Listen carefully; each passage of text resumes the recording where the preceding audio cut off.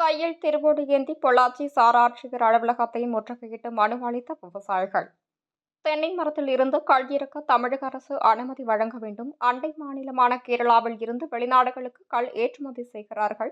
ஆனால் தமிழகத்தில் மதுக்கடைகளை அரசு ஊக்குவிக்கிறது. கள் இறக்கு விற்பனை செய்ய அரசு அனுமதி வழங்க வேண்டும் என்றும், தேங்காய்க்கு 50 ரூபாய் விலை நிர்ணயம் செய்ய வேண்டும். நெல் ஒரு கிலோவிற்கு 54 ரூபாய் வழங்குவதாக மத்திய அரசு கூறியது. அதேபோல கிலோவிற்கு 35 ரூபாய் தருவதாக மாநில அரசும் வாக்குறுதி அளித்தது.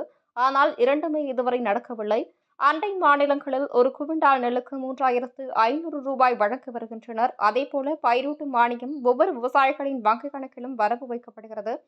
ஆனால் தமிழகத்திலோ இத்துப்போன உரத்திற்கு 50% மானியம் வழங்குகிறார்கள். ஒரு ஏக்கருக்கு 40,000 ரூபாய் செலவு செய்து கூடுதலாக 10,000 விவசாயிகள் தங்கள் கையில் இருந்து இடும் நிலை தான் இங்கு நிலவுகிறது. இதனால் நெல் விவசாயம் 6,500 ஹெக்டேரில் இருந்து 2,000 ஹெக்டேராக குறைந்து அழிவின் விளிம்பில் உள்ளது. இதனால் தற்போது டெல்டா மாவட்டங்களிலும் நெல் விவசாயம் குறைந்து வருவதாக விவசாயிகள் வேதனை தெரிவித்தனர். ஏற்கனவே உணவு பஞ்சம் உள்ளது. விவசாயிகள் நாங்கள் உற்பத்தியை நிறுத்திவிட்டால் அனைவரும் ரோட்டிற்கு வரும் நிலை இங்கு உருவாகும் என எச்சரிக்கை விடுத்த விவசாயிகள் உடனே நெல், கரும்பு மற்றும் தேங்காய்க்கு விலை உயர்த்தி வழங்கினால் மட்டுமே விவசாயிகள் காக்கப்படுவார்கள் என்று தெரிவித்தனர். மேலும் அரசியலில் வேண்டுமானால் கட்சிகள் வேறுபடலாம். ஊழலில் அனைத்து கட்சிகளும் ஒருபோலதான் செயல்படுகிறது.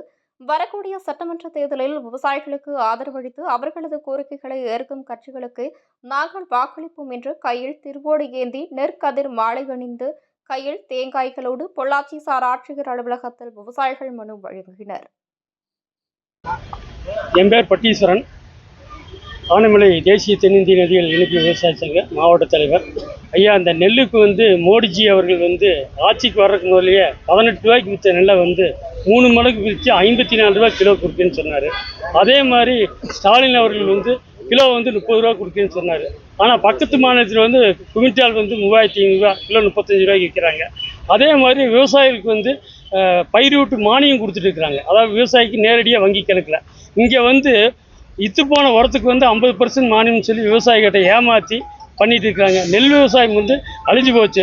ஒரு ஏக்கருக்கு 40,000 ரூபா செலவு பண்ணி 10,000 ரூபா விவசாயி கையிலேருந்து போட்டு கடன் கட்டிட்டு இருக்கிறோம். இன்றைக்கி நெல் விவசாயம் 6,500 ஏக்கர் இருந்தது, இன்றைக்கி 2,000 ஏக்கர் ஆயிடுச்சு. இது மாதிரி டெல்டா மாவட்டங்கள்லேயும் நெல் அழிஞ்சிட்டு வருது. இப்போ உணவு பஞ்சம் இருக்குது. இந்த விவசாயிகள் பார்த்து ஒரு மாதம் உணவு உற்பத்தி பண்ணாமல் பாலை கறந்து கொடுக்காம நீங்கள் எல்லாம் ரோட்டுக்கு வந்துடுவீங்க. ஆனால் அரசாங்கம் எங்களை விவசாயிகளை ஏமாளியே பார்க்குது. மத்திய அரசும் பார்க்குது, மாநில அரசும் பார்க்குது. இதுக்கு நெல் விலை உயர்த்தி, அதே மாதிரி கரும்புக்கு உயர்த்தி, தேங்காய்க்கு பச்சைக்காய்க்கு 50 ரூபா கொடுக்குறேன்னு சொன்ன மோடி அரசும், அதே மாதிரி இந்த திமுக அரசு, ஏடிஎம்கே அரசு அரசியலில் தான் அவங்க வேறுபாடாக இருக்கிறாங்க. ஊழலில் எல்லாருமே ஒன்றா இருக்கிறாங்க. அதனால் விவசாயிகளை காப்பாற்ற அரசுக்கு தான் நாங்கள் ஓட்டு போடுவோங்கிறத விவசாய மத்தியில் பதிவு பண்ணி கொள்கிறோம்.